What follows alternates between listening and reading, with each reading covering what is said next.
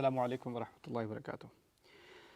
أعوذ بالله من الشيطان الرجيم ودخل معه السجن فتيان قال أحدهما إني أراني أعصر خمرا وقال الآخر إني أراني أحمل فوق رأسي خبزا تأكل الطير منه نبئنا بتأويله إنا نراك من المحسنين قال لا يأتيكما طعام ترزقانه إلا نبأتكما بتأويله قبل أن يأتيكما ذلكما مما علمني ربي إني تركت ملة قوم لا يؤمنون بالله وهم بالآخرة هم كافرون رب اشرح لي صدري ويسر لي أمري واحلل عقدة من لساني يفقه قولي فالحمد لله والصلاة والسلام على رسول الله وعلى آله وصحبه أجمعين أما بعد. Once again everyone, Assalamu alaikum wa rahmatullahi wa barakatuh. Today I'm going to try and share with you some thoughts on ayahs number 36 and 37 of Surah Yusuf. This is the beginning of the next major scene in the story.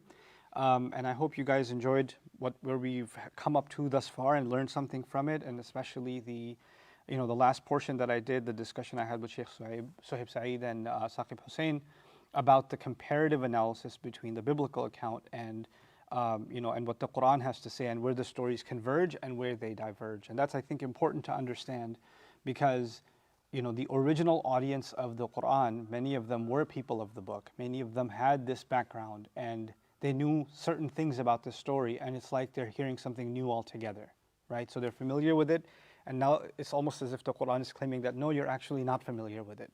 You're being told something else. So understanding it from that point of view has that benefit. Today, inshallah, when we start this next scene, Yusuf alayhi salam is in prison. And it seems that we are getting this picture of him as he's entering prison, or just walking into prison. He is now coming into contact with two young men. So the first thing I'm going to do is translate just ayah number 36 for you, and then we'll discuss some of the issues that scholars have talked about when it comes to this ayah, and then I'll share some of my own ideas and discussions that I've had with Sheikh Suhaib about that subject, inshallah. وَدَخَلَ مَعَهُ السِّجْنَ فَتَيَانِ, and two young men entered the prison along with him. قَالَ أَحَدُهُمَا إِنِّي أَرَانِي أَعْصِرُ خَمْرًا. One of them said that it is without a doubt that I see myself, or I see me squeezing wine, pressing wine. وقال الآخر إني أراني أحمل فوق رأسي خبزا. I see me carrying above my head bread تأكل الطير منه, that birds are eating from. نبئنا بتأويله, inform us of its interpretation. The he could be ما رأيناه, meaning inform us of tell us about the interpretation of what we just told you. Okay. إِنَّا نَرَاكَ مِنَ الْمُحْسِنِينَ. We certainly see you as somebody who excels. Now I'm keeping the translation ambiguous for now, we'll dig deep into it. We see you as somebody who excels, or is from those who excel, the kind of person who excels. The first question that classically became a curiosity for our scholarship was, who are these two young men? Why are they going to prison? Why are they being mentioned? And these kinds of questions, right? So there's a fairly elaborate story that's been repeated in several commentaries of the Quran. I'll give you the kind of the main points of what that story is. The reason I don't put too much emphasis on that story: one, for the most part, I'm not convinced of it myself. Two, it doesn't correspond to a biblical account. Only here and there it corresponds to a biblical account. And three, as you will see, I don't actually see the need to have a backstory for these two guys. It's not that important. By comparison, if I was to share with you that Musa alayhi salam went to the waters of Madian and he saw two girls. Now, where those two girls came from and what was going on with them and what's their backstory, whatever Allah told us about them, we know. Whatever He didn't tell us, we don't need to know. And we don't need the additional information. But anyway, here's the common story that's been told in tafsir literature that's generally accepted as the backdrop to these two young men. So the story goes that the king at the time, there was an attempt to assassinate him. So some people didn't like him very much and they wanted to figure out a way to get him killed. And so the way they did that is the person who used to pour the drinks for the king, the cupbearer, they call it the old names. You don't have cupbearers anymore, but basically the butler, the guy who just gives the drink. That's his full-time job, is he gives makes the drink for the king and brings the king his drink. And the other one, the baker, right, or the cook. They tell both of them to poison the food of the king and serve it to him so that he could die that way, because they couldn't get to him, so they got to somebody who can get to him, the people who serve him the food. So the one who gives him the drink got scared, like he took the bribe from them and was going to kill the king, but he kind of got cold feet and he decided not to go ahead with it. So he didn't poison the drink, the king's wine or whatever it was. And then the baker or the cook actually, poisoned the food that the king was going to get. So as the king is about to eat, the cupbearer tells the king, don't drink it, it's poisoned. And now the cook has been called out, right? So the cook says, no, don't drink the wine, it's poison. So it's kind of like, you called me out, I'm going to call you out kind of thing. So then the king has to solve this mystery, so he tells the cupbearer, why don't you drink your own wine? Just to see if it's poisoned or not. So he drinks his own wine, nothing happens because it wasn't poisoned. And then the other one, he says, why don't you eat your own food? And he wouldn't eat his food. It was given to animals, and those animals died. And the next thing you know, in the way the story is told, they both end up in prison. And this is kind of given as the backstory of the one was in fact the one who gives the drinks. The other one is in fact the one who makes the food, right? Now there's a few problems with accepting that story lock, stock, and saying, okay, this is the background to these two men. By the way, the biblical version, which we'll get into in detail, briefly, all it says is these two offended the king and were thrown into jail. That's basically all we get. We don't get anything else, okay? That these two men are also some people that have offended the king and he's gone into jail. And this dream is about 3 days before one of them is going to be released and 3 days before one of them is going to be executed. They don't even know that. But that's the way the Bible describes the dream conversation that happened between Yusuf alayhi salam and then. But that's for a later time. For now, I want to share with you why the version that's been commonly reiterated doesn't jive too well with the Quran's depiction. The first problem is, and of course you guys, mashallah, you're watching tafsir on YouTube. You don't watch crime shows or like movie thrillers and where people attempt to assassinate anybody, or any kind of action movies. Astaghfirullah al-azim, inna lillahi wa inna ilayhi raji'un. We just came out of Ramadan. So the thing is, for those of you who do watch those things, astaghfirullah, if two guys snitched on each other, right, and one of them is clearly trying to get the other one killed, when he says don't eat the bread, the other one's going to get the death sentence, isn't he? Because he had tried to assassinate the king. And the other one is calling him out. They're not on good terms. They can't be friends. Now the Quran is saying that along with him, two young men entered. And one of them shared his dream and the other one shared his dream. And they both said, could you tell us what our dream means? Do you think the two guys that got each other almost killed and now are both in jail together are on such good terms that they're like chilling together and saying, hey, you had a dream about food? I had a dream about drink. They would want to, I would imagine if that is the case, they would want me killing each other in the jail. Right? If I'm getting killed, you're getting killed. They wouldn't be friends like this and coming up to him. That's one problem. The other problem that Sheikh Suhaib even brought up that makes him kind of suspicious of the story as it's told is, okay, so one of them's a baker apparently. If he's a baker and he sees in his dream that he's carrying bread over his head, it's not entirely shocking because that's all you do with your day. It's like if you're a car mechanic and you keep seeing cars in your dreams, you wouldn't have a problem with it. You understand? But if you're a car mechanic and all of a sudden you're a gardener in your dreams every day and you're watering roses, all of a sudden you've got a problem. Like, I don't get it.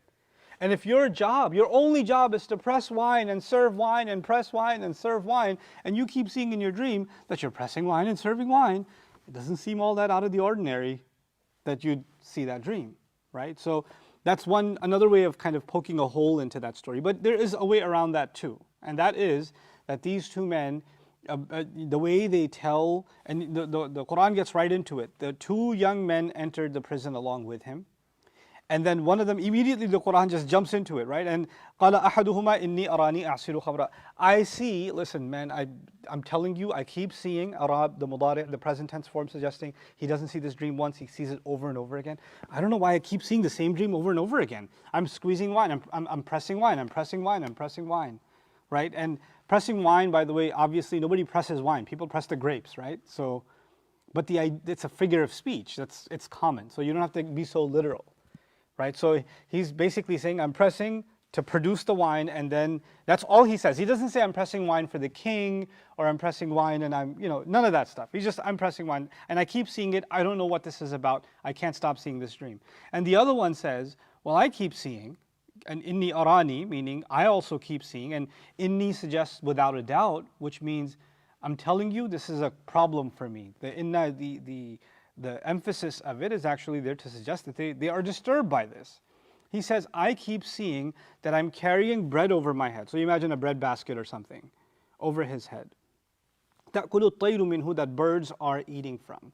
Now birds are, in the Quran there's two things you should know about birds on the side. The word طَيْر can be used for vultures. So it can be used for birds that eat carrion, meaning dead animals or corpses and things like that.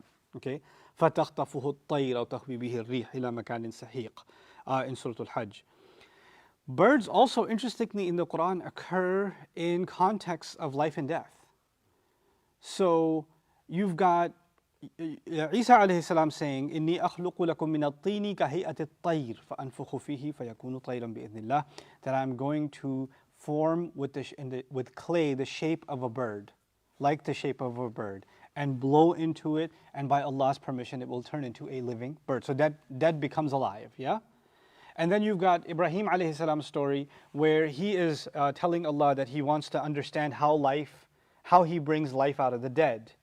And Allah says to him, فَخُذْ أَرْبَعَةً مِّنَ الطَّيْرِ فَصُرْهُنَّ إِلَيْكَ ثُمَّ اجْعَلْ عَلَى كُلِّ جَبَلٍ مِّنْهُنَّ جُزْءًا. Take 4 birds, chop them up, or 4 birds, spread them apart, and then you call them and they'll come back to you. Right? There's different interpretations of what that means. That's in the Baqarah series. But anyway, they'll come back to you. And that was to answer what question? The question, how do you bring the dead back to life? So this subject, or the imagery of birds, is associated with life and death. There's a close connection to it. Interestingly, because hindsight is 20/20, we're not hearing the story for the first time. You guys actually know how the dream was interpreted, so I can tell you the dream had to do with death, yeah? And so it does have to do with life and death here too. So there's an undercurrent theme in the Quran also of the mention of birds, and there's a consistency there. But that's not where we are. I want to mention that as a side note. Now, they've both told him this dream. And I've shared with you so far where the Mufassirun went with the story and them telling this dream. But before I get to the rest of this ayah, the first question, the questions that I want to ask myself as a methodology, when I study Quran, and I discuss things with Sheikh Suhaib and do my own reading and research and conversations, there are 2 fundamental kind of premises, like 2 questions that I can't lose sight of when I'm studying Quran. One is, what is the purpose of what Allah is mentioning? It's not just what is the meaning. The Mufassirun are also going to go after what is the meaning of what Allah is mentioning. Yeah, what is the proper meaning of it? That's absolutely fundamental. But beyond the meaning, there's also purpose. What is the benefit of what Allah Azza wa Jalla is mentioning? Because everything Allah mentions is beneficial. And beneficial for who in the end? It's beneficial for you and me in the end to better ourselves in some way. So, and I keep emphasizing and re-emphasizing that throughout this story, Allah is skipping a lot of details. The biblical version is 4 times bigger, 5 times bigger. There's way more details. And there are very sparse, very selective details in this story. And entire years are compressed into 2 or 3 lines. And then the next few years are compressed into 2 or 3 lines. Major events are 1 or 2 ayat. So Allah is extremely selective in what He's telling us. So if He's so selective, and within that selection He chose to tell us a few things here, every detail should be of some significance for us, for you and me. Why? لَقَدْ كَانَ فِي يُوسُفَ وَإِخْوَتِهِ آيَاتٌ لِلسَّائِلِينَ. These are miraculous signs in Yusuf and his brothers for those who ask questions, for those who have need. And we all have need. The other is أحسن القصص. نحن نقص عليك أحسن القصص. One of the ways to read أحسن القصص is we're telling you the story in the best possible way it can be told. The best rendition of the story. Meaning there are other ways you can tell the story, but we're going to tell it to you in the best possible way. Now this brings me to a more fundamental problem. While I respect scholarship focusing on certain details to fill in historical gaps, And the methodology would be, well, Allah mentioned these two young men, so we should try to find out as much as we can about who these two young men were because Allah mentioned them. Yeah? But there's another angle from which you can look at it too. If Allah wanted me to know deeper details about who these two young men are, what their backstory is, why they're ending up in prison, then that would make its way here. So consciously, but sometimes subconsciously, in our study of the Quran, our focus becomes on all the things Allah didn't say instead of what Allah actually did say. And even if we're going to go outside the text and figure out what could be behind what Allah is saying, the thing is, I asked myself this question last couple of days. Is understanding the backstory of these two young men, is it something that is pivotal for me to understand how the story moves forward? Right? Because when I, for example, we had to do this exercise for the minister, and I engaged in this exercise for the minister's wife, and I engaged in this exercise for the brothers of Yusuf, paying close attention to how they're speaking, what their position is, whatever little clues we know about them, and then we try to fill in the gaps. Because it's like Allah has given us pillars, and the bricks in between we got to lay out ourselves. Yeah, that's the kind of profile building I did for those characters, if you will. But here you virtually have no information. You only have that they came and told two dreams, one and the other. Okay? The Bible, by the way, will have more information. We'll get there when we get there. But the Quran is deliberately brief. And a lot of Sahaba that are listening to the Quran for the first time, this story for the first time, they have no biblical background. They have no other historical information. They're not aware of anything else. All they hear is two young men came into prison with Yusuf alayhi salam. So the question I come back to now, what's the benefit? What do we get out of it? First, we're getting a hint as far as young people being imprisoned, which is a social phenomenon. Apparently, only in ancient times, young people used to get in trouble and go to jail, right? And the idea of young people going to jail, because Yusuf alayhi salam himself is also rather young, right? And fatah can also be used for slave. Imam Razi tried to fill in this gap by saying it's possible that when they hashed a scheme to figure out a way to get Yusuf thrown into jail, if he was the only one going into jail, then maybe it would have caught attention. So they wrapped up a couple of other guys to get them thrown into prison also, to make it less suspicious because he kind of blended in and they got him thrown into jail. That's his attempt to fill in the gap, in trying to understand why these two men go into jail. But my reading of it is, Allah is highlighting that they are young men, in fact, that are heading into prison. Now, before you go any further, what would you imagine about young men that are heading into prison, that they're criminals, that they are no good, that they're heading inside? But the thing is, Yusuf alayhi salam himself is a young man. And if somebody saw a young man going into prison without knowing the background, they'd say, man, these young people nowadays, such a waste of life. Look at the life of crime they're living. You don't know if they went in justifiably. You don't know if they went in because they were framed. You know nothing else, right? And we are passing judgment on individuals, but if you look at it imagine you were there as Yusuf and two other men, alayhi salam, are walking into the prison. And these two guys argue, maybe they are criminals. What would your thoughts about the three of them be? One of them is really good, the other two though, No, you would think criminals are going inside, right? In a very subtle way, Allah has also taught us that appearances don't mean anything. Appearances can be very deceiving.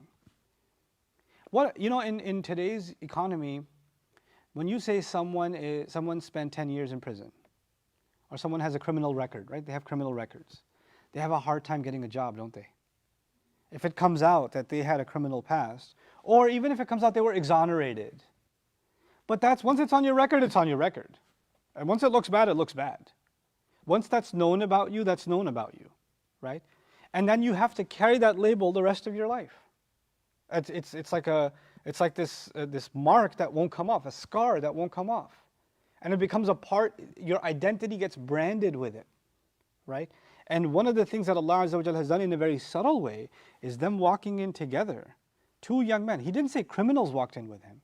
Just two young men walked in with him. And Quran has passed no judgment on whether these guys were guilty or not. Now I'm curious as a reader, did these guys actually commit the crime or no? And Allah deliberately did not tell me. Right? The Mufassirun are filling the gap. They must have done something wrong or they must not have done something wrong. The issue is, did Yusuf alayhi salam do something wrong? No. So is it possible that they're living in a system where they could have been framed? Yeah. Is it possible they committed a crime? Yeah. But you know what? It's too preliminary for us to judge, isn't it? So instead of saying 2 criminals enter jail, or 2 thieves enter jail, or 2 killers enter jail, 2 conspirators enter jail, 2 young men entered the prison with him. So even the use of the word 2 young men is actually very powerful. It's very, very powerful. So that's the first phrase, and that's something at least I capture from that 2 young men entered the prison alongside him or along with him. قال أحدهما. Now we get to a little bit of profiling of these 2 young guys, okay, and how it pertains to Yusuf alayhi salam.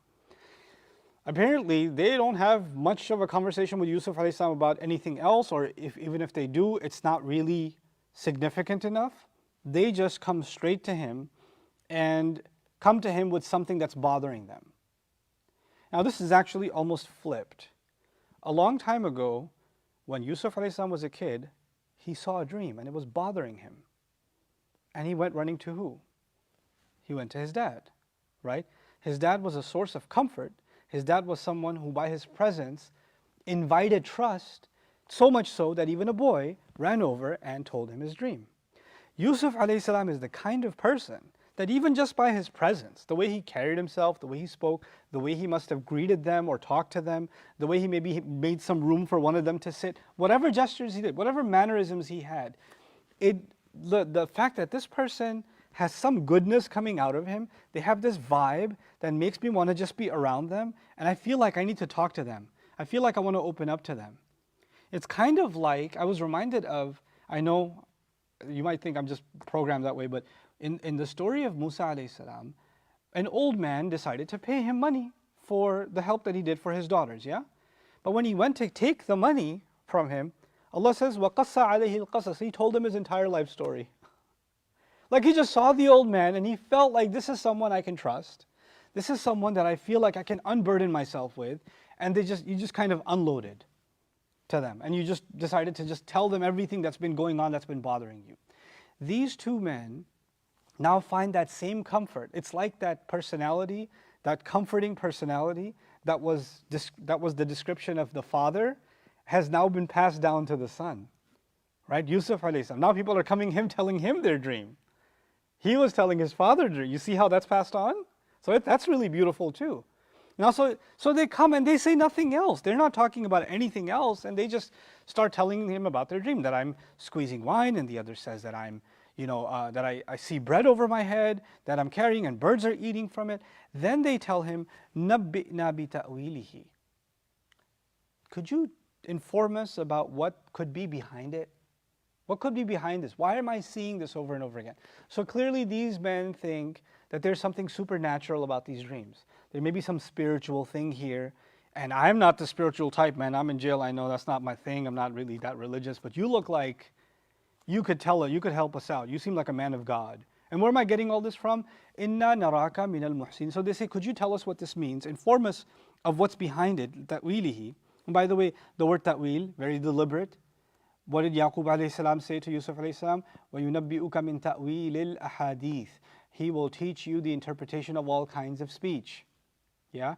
And then when he was in when he was stationed in the house of Al-Aziz, Potiphar, what did Allah say? وَلِيُعَلِّمَهُ مِن تَأْوِيلِ الْأَحَادِيثِ. So he could teach him the interpretation of all kinds of speech. And now they come to him and say, could you tell us the same word for interpretation. What is behind it? نَبِّ تَأْوِيلِهِ إِنَّا نَرَاكَ مِنَ الْمُحْسِنِينَ. We certainly see you from the muhsinin. Now this begs another interesting point of discussion. What do they mean by muhsinin? Now we see you among the muhsinin. I'm not translating that word yet. Muhsinin, one could mean, first of all, before I go there, muhsinin is the second time it's being used. The first time it was used is when Allah described Yusuf as a young man. Allah said, وَلَمَّا بَلَغَ أَشُدَّهُ آتَيْنَاهُ حُكْمًا وَعِلْمًا وَكَذَلِكَ نَجْزِي الْمُحْسِنِينَ. When he became of age, then we gave him knowledge, wisdom and knowledge, and that's how we compensate muhsinin, those who excel. Yeah? Who considered him from among the muhsinin? Allah did. Yeah? Now who is considering him among the muhsinin? Not Allah. Now 2 prisoners are considering him among the muhsineen, yes? What we're learning is Allah passed a verdict on him that he's a good person, that he has this excellence in him. And when Allah sees you as excellent, then there are people you have nothing to do with them, and you never tried to impress them, and you never tried to, show them your resume, and you never put a front to them, and you never told them what your qualifications are, what degrees you have, what good you've done, what monies you've donated. You didn't tell them anything. They just look at you, and Allah puts in their heart that you're from the muhsineen. Like Allah called him from the muhsineen, and now these two they're not ulama, they're not some saints, they're not some spiritually high level, they're some guys, young guys that are going to jail, and they say you're from the muhsineen, and they're repeating the word of Allah, right? The word of Allah was, he's from the muhsineen. And what Allah is teaching us here is a pretty profound thing. And that is that Allah's judgment, when He considers someone good, and I'm going to go with the general meaning good before we dig into muhsineen and what more it could mean. When Allah sees you as good, then Allah will put a good opinion of you in other people's hearts, but not everyone's heart. Not everyone's heart. Because his own family, his own brothers did not have a good opinion of him. In fact, they hated him enough to try and kill him. And I would even argue it is because he was a muhsin, because he was a goody two-shoes, he was too perfect, he was too good, that they didn't like it, that they hated him. And then on top of that, later on, when there's a reunion with his brothers, they're going to accuse him of being a thief. They're going to say, we used to have a brother, he used to steal too. That's what they're going to, so they don't see him as a muhsin, and they don't want anybody else to see him as a muhsin. They want to remember their dead or disappeared brother as a thief. That's what they want to do, right? Now the thing is, human beings, we're human. The way people see us affects us. The opinion somebody has of me has an effect on me. And when they're closer to me, then their opinion has more effect on me. So when someone very close to me, family, calls me a thief, when my own brother calls me, that's going to hurt. When some stranger that I don't know going down the street calls me a thief, when some random troll on social media, fake media name, calls you a thief, calls you whatever else, it doesn't bother you. It's still insulting, but it won't bother you because they don't know anything. They don't know anything. But what Allah is telling us here is something so subtle and so powerful about opinions of people. Sometimes who you really are, the people closest to you still can't see who you really are. And someone who doesn't know you at all can see you as you are. Isn't that incredible? Like, you would think the people closest to you will actually know who you truly are, right? And that's sometimes the case. Yaqub alayhi salam can see Yusuf for who he is, can't he? The minister could see Yusuf for who he was since he was a kid. He could see him for who he is. So there are times when people can see you for who you are from the very beginning. They can see you. And then there can be people who deliberately blind themselves to who you truly are, doesn't matter how close they are to you, and their judgment of you is so skewed. And you know what might end up happening to you? You might become the kind of person that says, you start internalizing their judgment, and you start seeing yourself as they describe you. I'll give you a story about that to help you understand this concept. One time somebody was helping me do some electrical work, and the fellow was Muslim, and he started talking to me about his kid. He's like, my son gives me such a hard time, he gets so angry, he punches walls, he does all kinds of things, and I don't understand what's going on with him. Sheikh, help me. I was like, I'm not a sheikh, I'm not a counselor, I don't know what to do. Can you talk to his mother?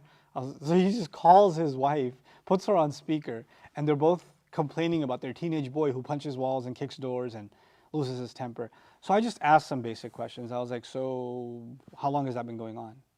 He's very bad. Wallahi, he's very bad. He's very bad. I was like, how long has he been bad? She goes, he was born bad. He has been bad from the beginning. So have you told him that he's bad? Yes, I've told him from the beginning. The thing is, if you tell a kid that he's horrible every single day, then, what are they going to believe about themselves? that they're horrible. Even my parents think I'm horrible. I must be it then. They'll take that on. They'll take that label on, and they'll do everything that comes with that label. And then, so it's very natural for children and even actually adults to take on the qualities that they're being described with, right? The Prophet ﷺ told us to be careful how we name our children. But it's not just about naming our children, how we call our children, how we describe our children, how we address them. And again, true for adults too. Yusuf, so there will be people in your life that are very close to you that will mischaracterize you and pass judgment on you. And even if you are a person of ihsan, they won't see it, and others will be able to see it.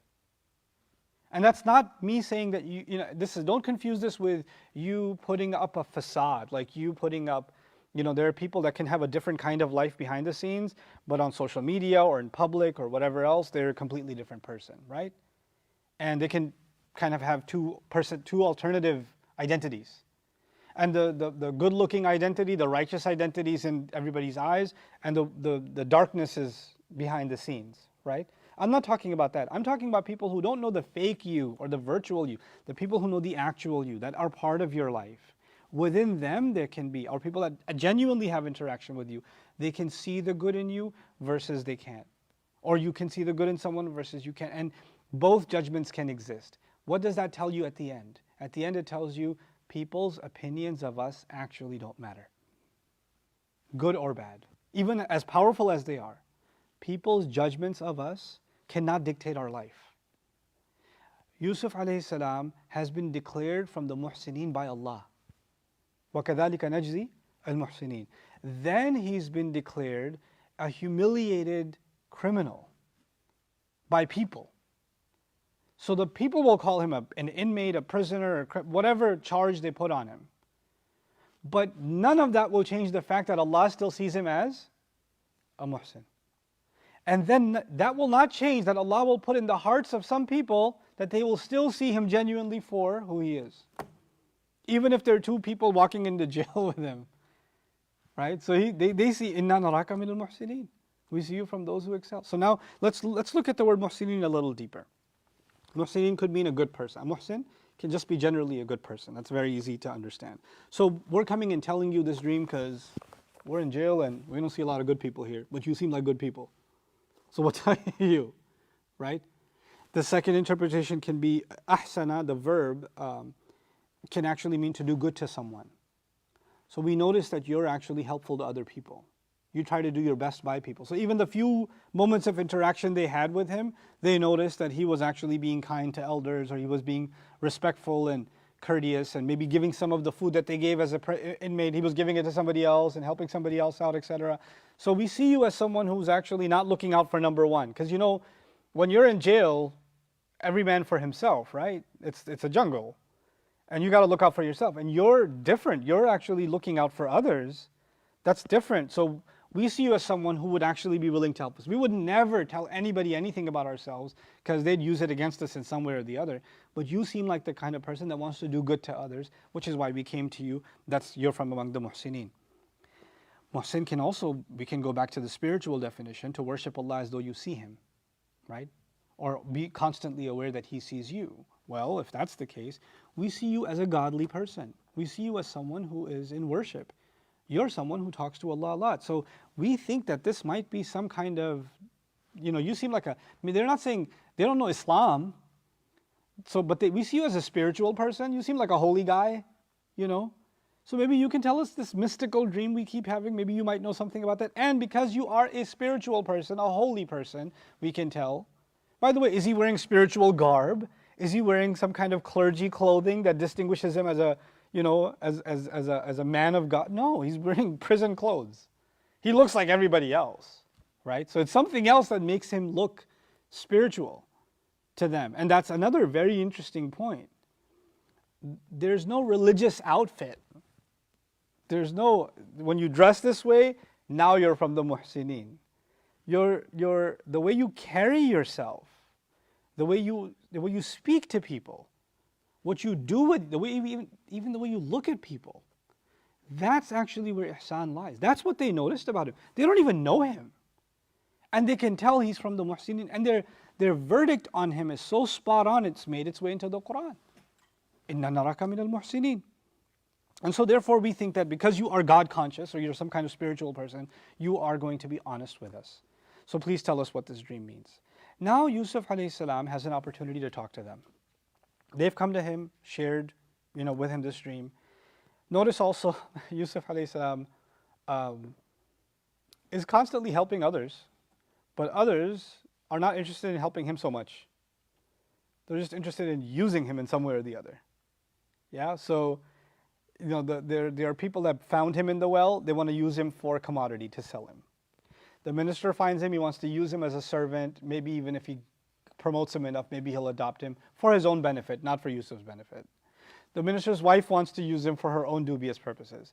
They want to use his life, the rest of it, throw it away for their own political purposes. Now he's in prison, these two guys want to come and use him for the anxiety that they're feeling. They just want to help him. Now the thing is, has Yusuf alayhi salam helped people before, or people that have benefited from him? Have they hurt him? Has that been the case with Yusuf alayhi salam? That he's benefited people and those same people have hurt him. Did he benefit the minister? Yeah. Did that same minister hurt him? Yes. Did he benefit the minister's wife? Yes. Did she hurt him? Yes. Every time he's benefited, he's been hurt. Now the thing is, if you're the kind of person that wants to help and wants to help and wants to help, and every time you help, these people take all your help and then they come back and bite you, and they come back and ruin you, and they come back, the Arabs have this old saying, خَيْرُ حَالِبِكِ تَنْطِحِينَ, right? They have this cow, it's this weird, Arabs have weird proverbs, but some of them are really funny. This is one of them funny ones. There's a guy that milks the cow, right? And there are multiple people that milk the same cow on the farm. So some of them are very rough with the cow and they hurt her when they milk her. But the one who's very gentle with her, she's got so much anxiety now that when he comes close, she kind of headbutts him. So he says, the one who milks you nicely, you're going to headbutt that one? Like, in other words, the cow's become jaded, right? So the cow's now on edge and it thinks, anybody who wants my help, they can just get away. I don't want to deal with anyone anymore. People have burnt me. People have scarred me too much. And Yusuf alayhi salam has every right to become that kind of person. Listen, I don't know what this dream means. I can't help you. Can you just leave me alone? I'm done helping people. I see where that gets me. Couldn't he become like that? He could finally say to himself, you know what? Now I finally know how the world works. You help people and they stab you behind the back. So I'm just better off looking out for myself. I've had enough. I've learned enough. And what do I expect from these guys? Why should I help them? What's going to happen to me? He doesn't have that worldview. Because, and the answer to why he doesn't develop that worldview is in the word al-muhsinin. He is going to help them. The reason he's going to help them is he never helped anyone because of them. He helped them and never expected good back from them. He expected good back from Allah Azza wa Jal. He never placed false hope. I did so much good to you, why would you do bad to me? He didn't do that. He expected return back from Allah. That's the ironclad mentality he has, and therefore he will never turn down an opportunity to help someone or to do good by someone or to benefit someone because he wasn't doing that to benefit them. Secondly, he was doing that to benefit himself, because when we have an opportunity to help someone, we've actually earned rewards. We've earned good deeds. So now he's going to speak to them. لا يأتيكما طعام ترزقان. He actually, I think because of the kind of time and focus I took on ayah number 36, I should stop at 36, and tomorrow I'll start with his response, and we'll just give time to ayah number 37, his response. So it's better we take our time with it.